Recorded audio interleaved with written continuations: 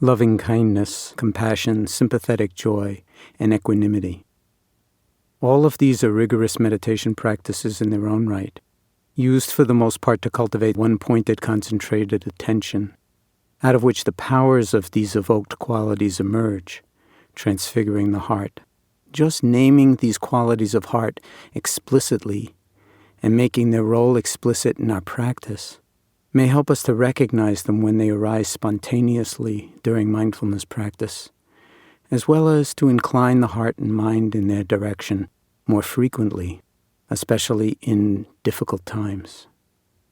In fact, these practices, and in particular loving kindness, can often serve very practically as a necessary and skillful antidote to mind states such as ferocious rage, which may at the time of their arising be simply too strong to attend to via direct observation unless one's practice is very developed. At such times, formal loving-kindness practice can function to soften one's relationship to such overwhelmingly afflictive mind states, so that we can avoid succumbing completely to their energies. It makes them more approachable, and it makes them less intractable.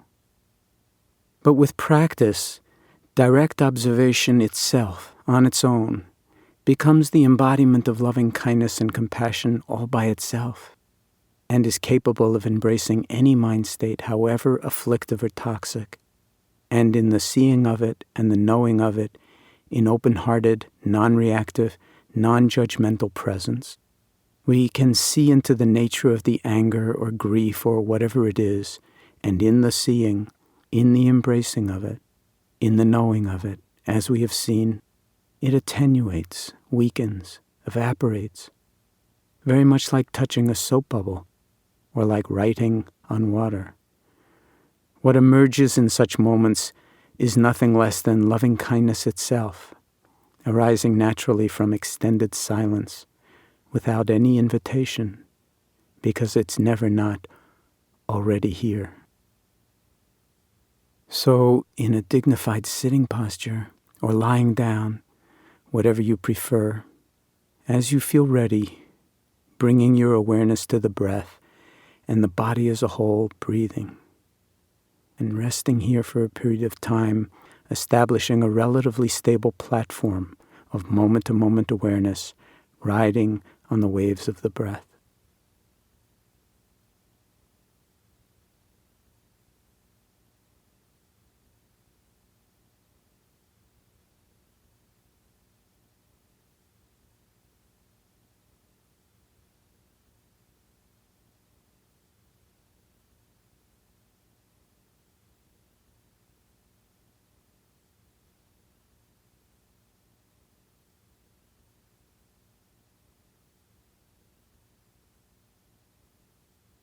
And when you feel comfortable, resting with the flowing of your breathing in this way, picturing in your mind's eye, to whatever degree you find it possible, someone in your life who loves you or who loved you unconditionally.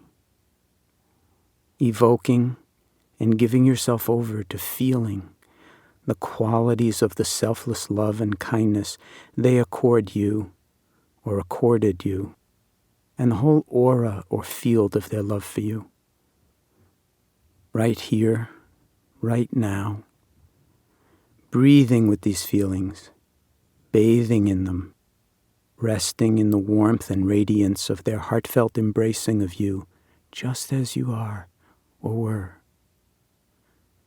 Drinking in the experience that you are unequivocally and unconditionally loved and accepted as you are, without having to be different, without having to be worthy of their love, without having to be particularly deserving. In fact, you may not feel particularly worthy or deserving. That does not matter. It is, in fact, irrelevant. The relevant fact is that you were or are loved. Their love is for you, just as you are, for who you are now, already, and perhaps always have been. allowing your own heart to bask in these feelings, to be cradled in them, entrained into them, to be rocked moment by moment in the swinging, rhythmic beating of the loving heart of another, and in the cadences of your own breathing, allowing your heart to be held and bathed in this way by the warmth of this radiant, pulsing field of loving kindness.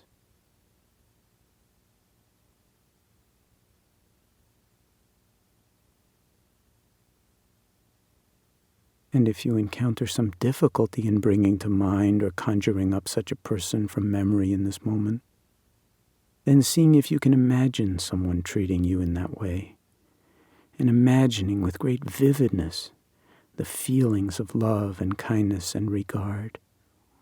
And that can actually serve equally well in this practice.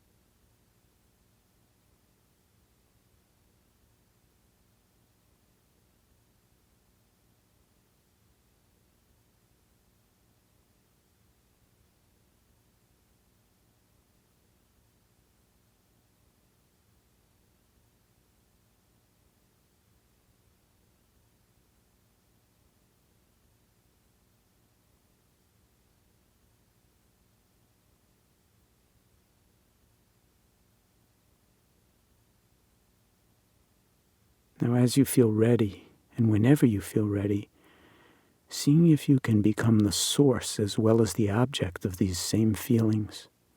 In other words, taking on these feelings for yourself as if they were your own rather than those of another.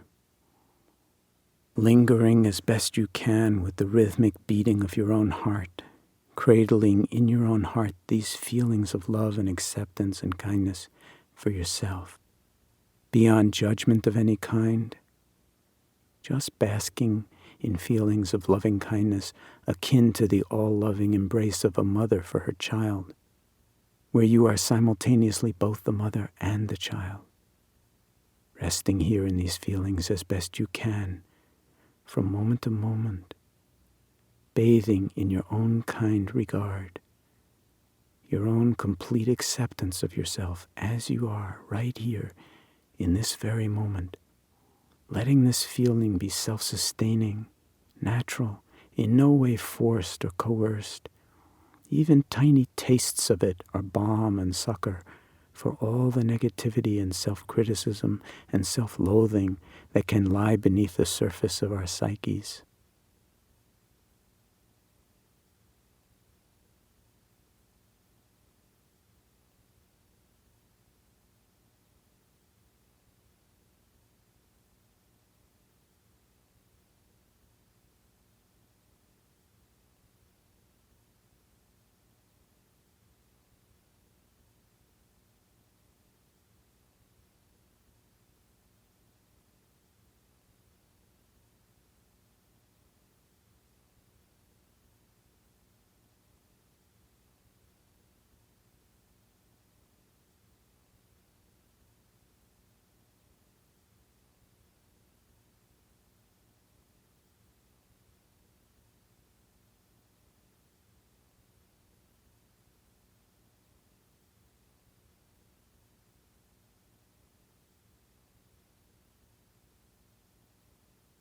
In resting here in this field of loving kindness, this embrace of loving kindness, you may find it useful to whisper to yourself inwardly the following phrases, or hear them being whispered to you by the wind, by the air, by the breath, by the world, or even asserted more strongly with great feeling. May I be safe and protected and free from inner and outer harm. May I be happy and contented. May I be healthy and whole to whatever degree possible. May I experience ease of well-being.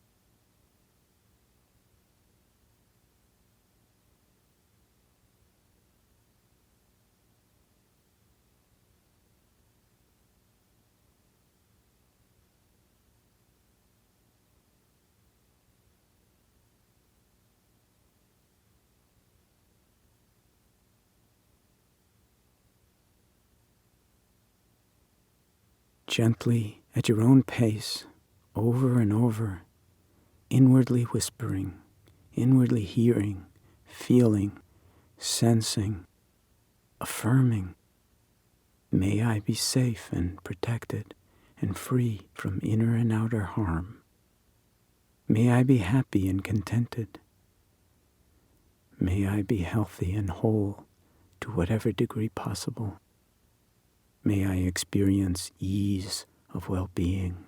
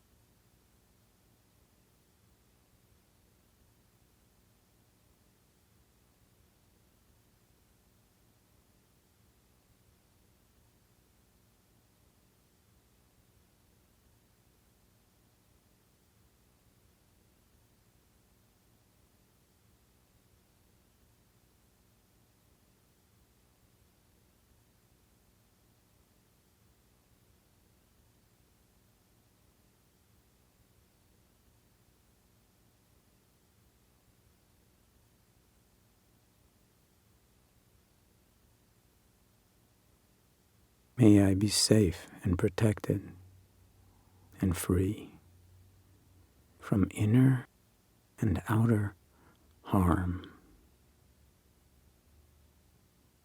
May I be happy and contented. May I be healthy and whole to whatever degree possible. May I experience ease of well-being.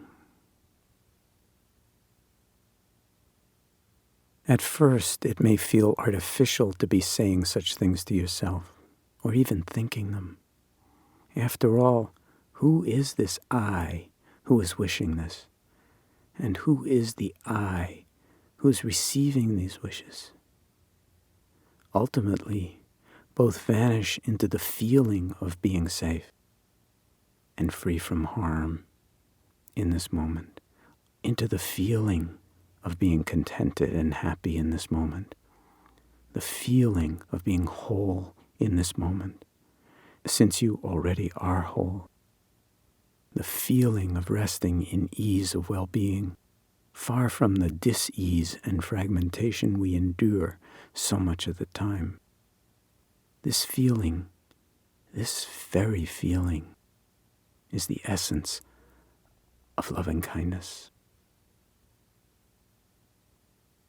But you might object, if this is a selfless practice, why am I focusing on myself, on my own feelings of safety and well-being, on my own happiness?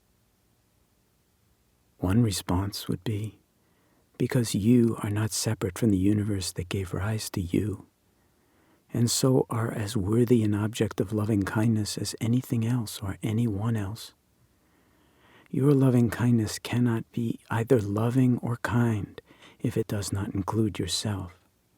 But at the same time, you don't need to worry. It's not limited to yourself, because the field of loving kindness is limitless. If you like, you can think of the loving kindness practice as we've been engaging it up to this point, on a relative level at least, as tuning your instrument before you play it out in the world. In this case, tuning the instrument is itself a huge act of love and kindness, not a means to an end. Once you have established a fairly stable field of loving kindness around yourself, and have lingered here for a time in the feeling of being held and cradled and rocked in its embrace, you can intentionally expand the field of the heart, just as we sometimes expand the field of awareness in the mindfulness practice. We can expand the field of loving kindness around our own heart and our own being, inviting other beings, either singly or en masse, into this growing embrace. This is not always so easy to do, and so it's helpful to start with one person for whom you naturally harbor feelings of loving kindness, and only if you care to explore it.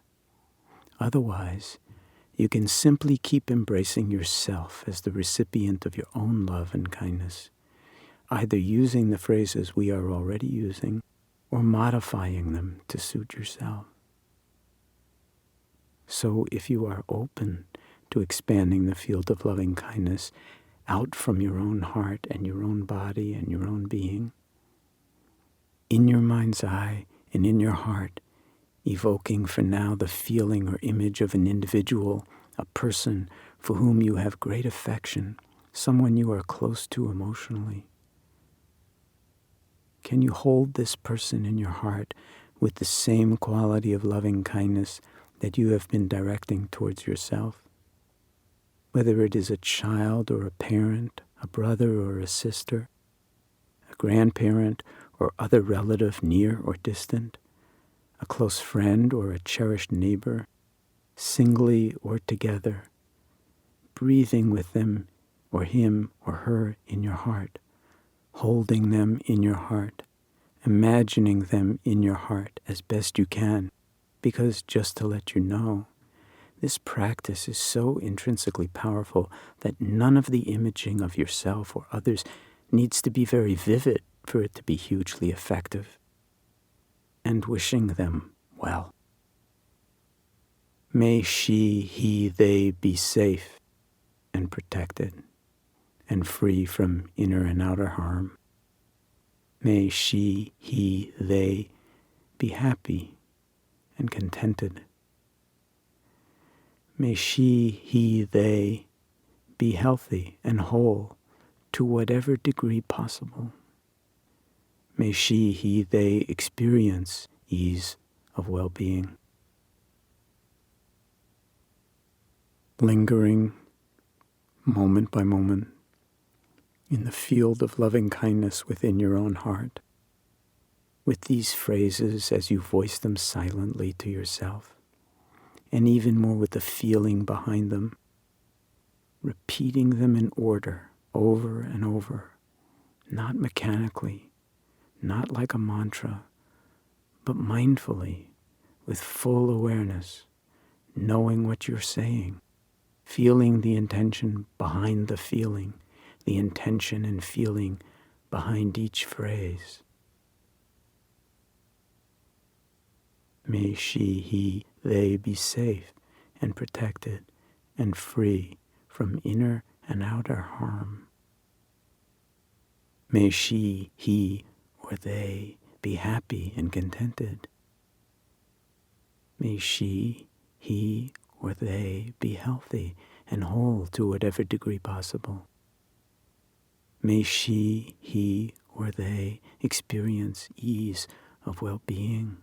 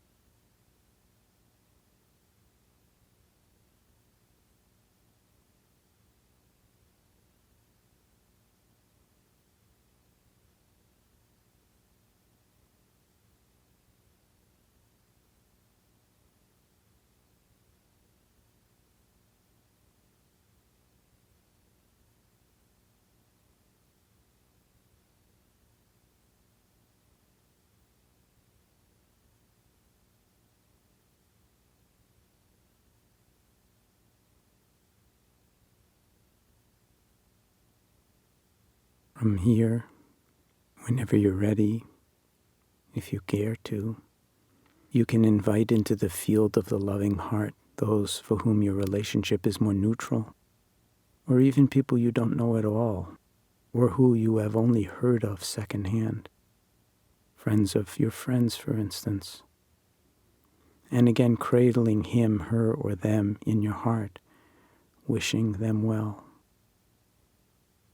May she, he, or they be safe and protected and free from inner and outer harm. May she, he, or they be happy and contented. May she, he, or they be healthy and whole to whatever degree possible. May she, he, or they experience ease of well-being.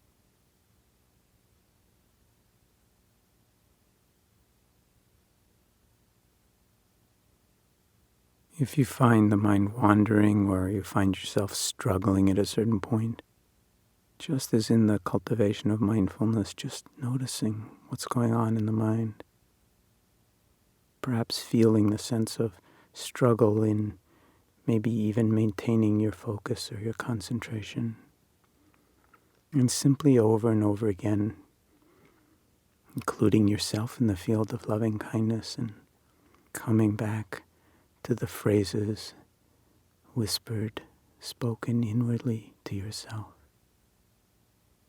resting in the feeling radiating out of those phrases, and underneath that, out of your heart, moment by moment by moment, with whoever it is, singly or together, to whom you are sending loving kindness.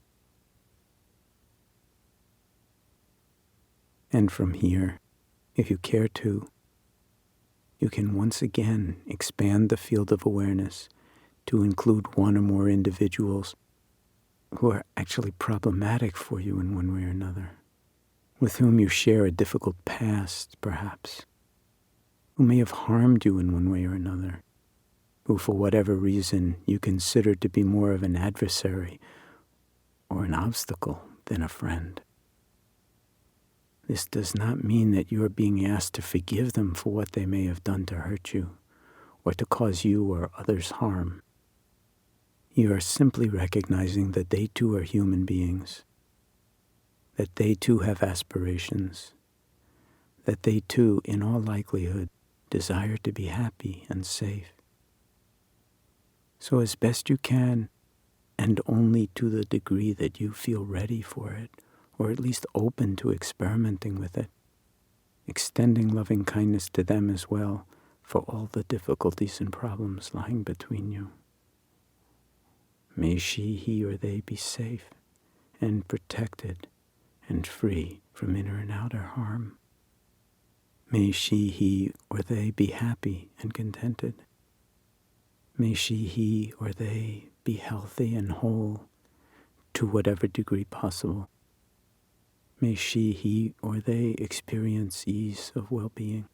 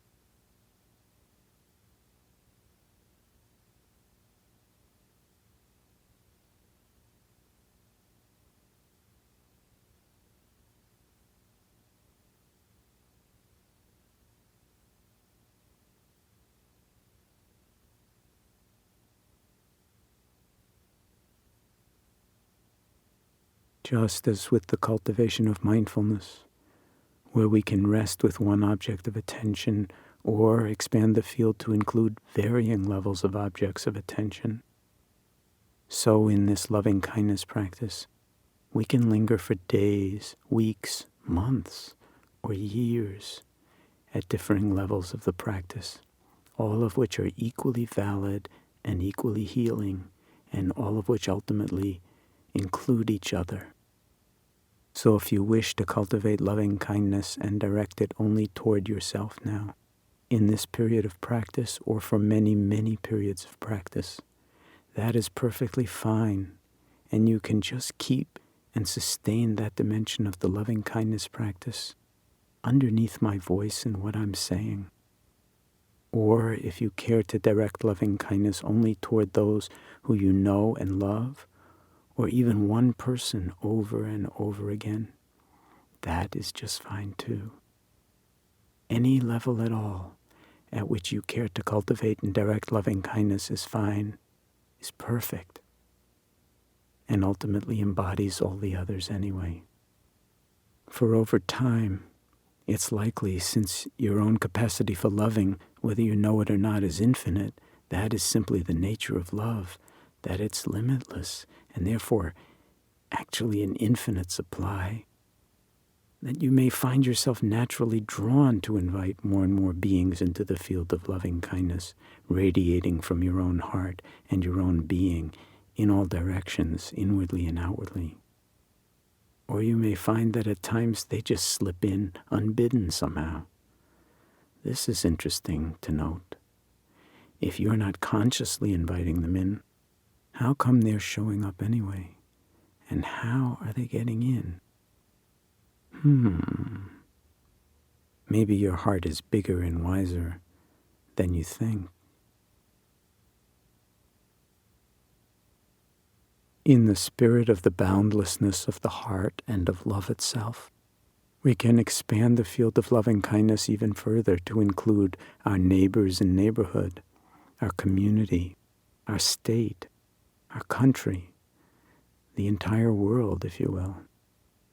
You can include your pets, all animal life, all plant life, all life, the entire biosphere, all sentient beings.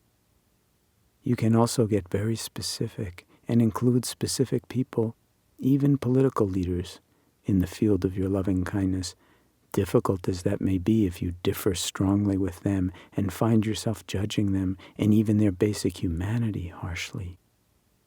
All the more reason for including them. Being human, they are worthy of loving kindness, and perhaps will respond to it by softening in ways your mind cannot possibly imagine. And perhaps the same goes for you as well. You can also specifically include in the field of loving kindness all those less fortunate than yourself, who are exploited at work or at home, all those who are imprisoned justly or unjustly, all those who are at the mercy of their enemies, all those who are hospitalized or sick or dying, all those who are caught up in chaos, who are living in fear, who are suffering in any way, shape, or form. Whatever brought them to this point in their lives, just as we do, they all want to experience ease of well-being rather than dis-ease and fragmentation. Just as we do, they all want to be happy and contented. They all desire to be whole and healthy. They all desire to be safe and free from harm.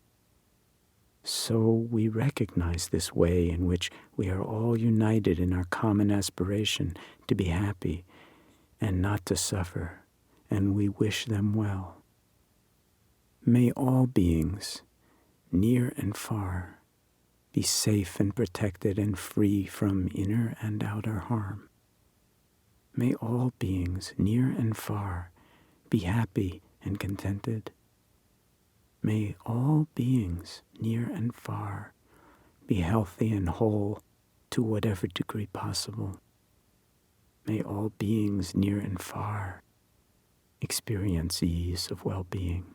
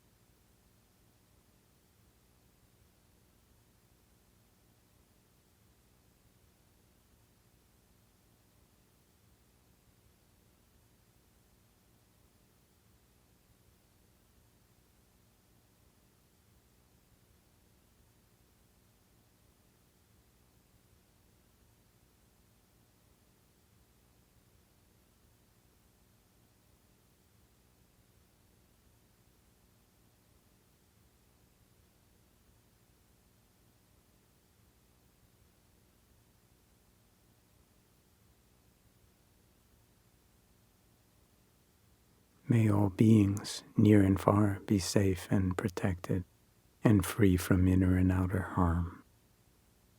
May all beings, near and far, be happy and contented. May all beings, near and far, be healthy and whole to whatever degree possible. And may all beings, near and far, experience ease of well-being. And it need not stop here. Why not include the entire earth in the field of loving kindness?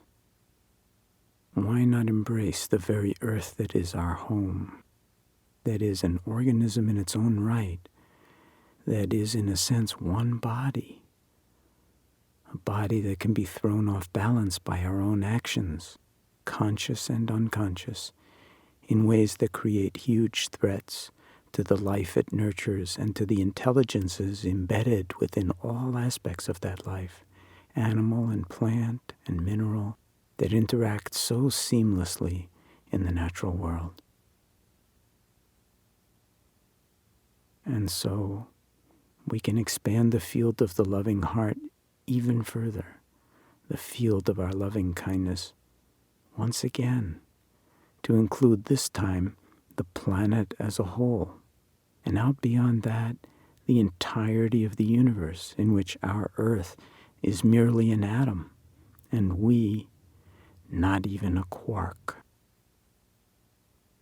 May our planet and the whole universe be safe and protected and free from inner and outer harm.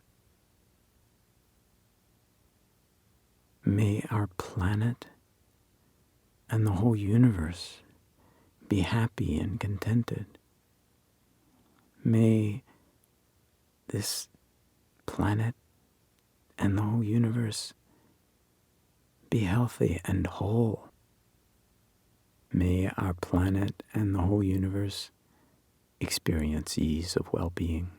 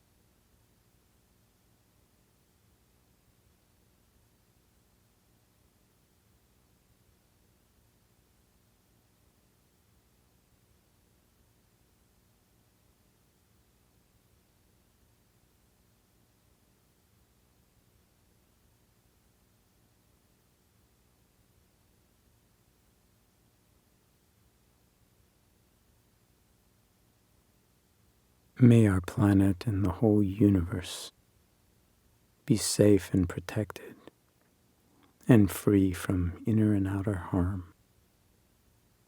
May our planet and the whole universe be happy and contented. May our planet and the whole universe be healthy and whole. May our planet and the whole universe experience ease of well-being.